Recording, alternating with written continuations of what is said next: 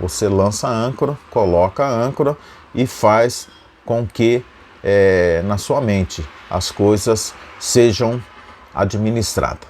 Tá? Não coloque o seu coração e a sua alma na área de ressentimento. Jamais, nunca faça isso. Tá? Não deixe que a sua mente seja esse ninho, essa oficina do diabo.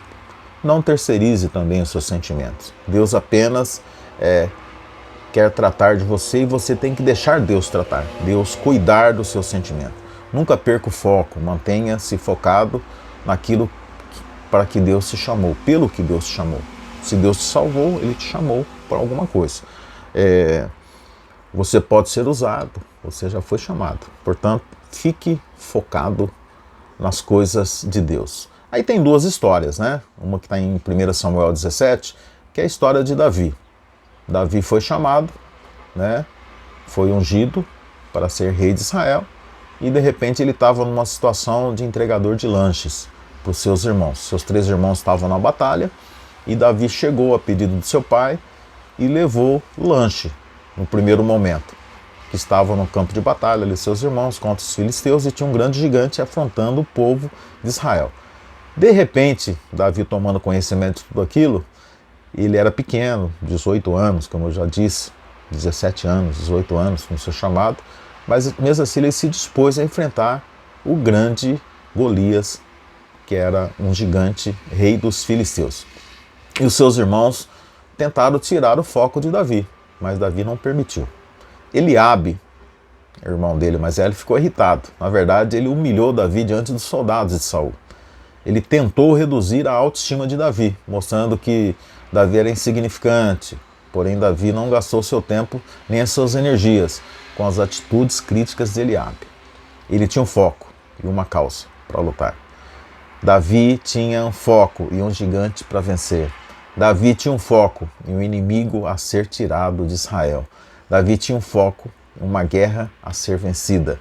Se você escutar seus críticos, você perderá a alegria, perderá a paz, vai perder o sono, vai perder apetite, vai perder o foco, vai entrar em depressão, enfim. Né? Outra história também sobre não perder o foco é a história de Neemias na reconstrução dos muros de Israel. Né? Quando Neemias chegou em Jerusalém, os muros de Jerusalém, né? A cidade estava toda desolada, a cidade já estava há mais de 120 anos debaixo de escombros, o desânimo do povo era imenso, a oposição dos inimigos era esmagadora, a restauração parecia impossível, né? Mas Neemias não perdeu o seu foco, orou a Deus e agiu. Então, duas coisas importantes para não perder o foco: orar, agir, oração e atitude, oração e obras. Ele fez o que? Avaliou a situação e convocou o povo ao trabalho. Foco no trabalho, sempre foco, trabalhar e orar, trabalhar e orar. Colocou o povo nas funções e nos lugares certos, começou a fazer ali um projeto, uma estratégia. Com a motivação certa, com o foco certo, foi distribuindo o povo no seu trabalho. Porém, os inimigos se levantaram para paralisar a obra. Olha aí, você está no foco, mas o inimigo sempre vem. Usaram das mais diferentes armas para tirar o foco de Neemias, para enfraquecer o povo e para atrapalhar a obra de Deus, que era a reconstrução dos muros. Nunca perca, jamais perca o seu foco. Não discuta com os inimigos na obra, apenas trabalhe na obra. Neemias, porém, enfrentou todo o ataque com oração e trabalho. Suportou todos os ataques e críticas com firmeza, muito firme, sabendo aquilo que ele queria, o que ele iria fazer. Convocou o povo a trabalhar, orar e vigiar. Quando todos os esforços do inimigo foram frustrados, eles apelaram para o diálogo. Vamos chamar Neemias para bater um papo, trocar uma ideia, talvez, sei lá, fazer um acordo, né? Chamaram Neemias para sentar-se ao redor de uma mesa, mas Neemias disse: estou fazendo uma grande obra, não posso descer, não posso parar para dialogar. Neemias não perdeu o foco. Não perca o seu foco, não discuta com os inimigos, apenas trabalhe. Neemias sabia que uma distração poderia ser fatal para ele perder o foco. Ele sabia que a obra de Deus era mais importante. Não é para ser discutida, mas para ser realizada. Não discuta a obra, faça a obra. Faça a obra enquanto é tempo. Quando Jesus desceu no Monte da Transfiguração, aí essa palavra eu acho muito importante, que eu tiro dela uma palavra que Pedro diz assim: bom é estarmos aqui. Façamos aqui uma tenda para ti, Jesus, uma para Elias, outra para Moisés, e vamos ficar aqui, porque tem um ambiente muito gostoso aqui, lá no Monte da Transfiguração. Havia um pai com um filho endemoniado precisando de libertação. O pai havia apresentado o seu filho aos discípulos de Jesus, mas eles não puderam resolver o problema, não conseguiram curá-lo. Em vez dos discípulos estarem comprometidos com uma agenda positiva de oração e ação, estavam discutindo, com os escribas. Em vez de estarem fazendo a obra, estavam discutindo a obra. Olha que fazer a obra ou discutir a obra. Em vez de estarem orando e jejuando, buscando poder para fazerem a obra, estavam discutindo com os opositores da obra. Na verdade, os discípulos perderam o foco, gastando tempo com uma discussão infrutífera. Ainda hoje, corremos o risco de perdermos nosso foco, com agendas que nada produz para o reino de Deus. Ainda hoje, corremos o risco de gastarmos o nosso tempo discutindo a obra, em vez de investirmos nosso tempo realizando ou fazendo a obra. Não perca o foco, concentre-se naquilo que é mais importante. E finalizando aqui, eu vou contar uma outra história bem rápida, que é a história de Paulo e Silas na prisão. Eles também não perderam o foco. Mesmo presos, eles louvaram ao Senhor, pois confiavam em Deus. As muralhas e prisões caem diante do servo do Senhor. Essa é uma linda história de fé e de vitória. Vamos ver lá. Paulo e Silas foram servos do Senhor, Deus Altíssimo. Foco, louvar, adorar ao Senhor. Esse era o foco deles, porque Paulo havia mudado o foco dele. Lá no início nós vimos Filipenses, Eles andavam e pregavam a palavra do Senhor, expulsando demônios, maus, curando e libertando vidas no nome de Jesus.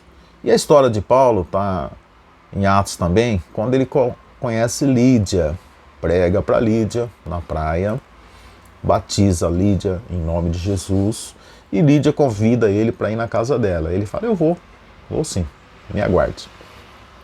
E no caminho, ele foi interrompido por uma situação, que existia uma mulher que os condenava. Essa mulher tinha um espírito mau, de adivinhações, ganhava muito dinheiro prevendo o futuro das pessoas que a procuravam. E quando Paulo passou por ela, ela disse uma palavra lá: grande Paulo, servo do Deus Altíssimo. De tanto ele julgar e condenar Paulo e Silas, Paulo irritou-se e expulsou dela o espírito da adivinhação.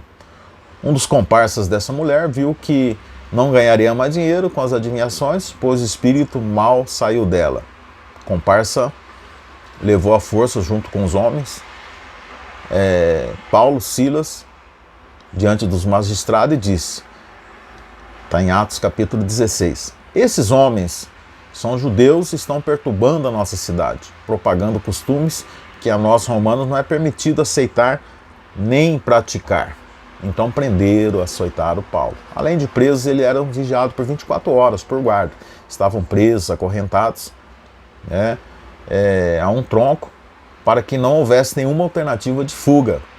Mas mesmo assim, Paulo e Silas não se desesperaram, não perderam o foco.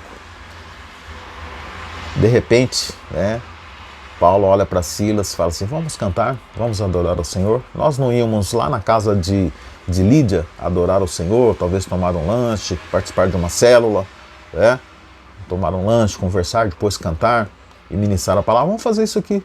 Não perder o foco, que era o foco de louvor e adoração. E começaram a cantar ao Senhor, mesmo presos. Através desse tão grande ato de fé dos dois, aconteceu por volta da meia-noite um grande milagre, o de repente de Deus. E Atos 16, 26 diz lá, de repente houve um terremoto tão violento que os alicerces da prisão foram abalados. Imediatamente, todas as portas se abriram e as correntes de todos se soltaram. Acontecendo isso, você deve imaginar, bom, Paulo saiu correndo, fugiram, né? Mas não aconteceu isso. Paulo e Silas não fugiram e ainda aconselharam a todos os presos que não fugissem também, porque tinha outros presos junto com ele. Pois subiram, eles sabiam, né? Seguir o caminho correto e certo, em todos os sentidos da vida. Eles tinham foco naqueles em que criam Jesus Cristo. O carcereiro ficou impressionado com a fé deles e prostrou diante de Paulo e Silas e perguntou o que era preciso para ser salvo.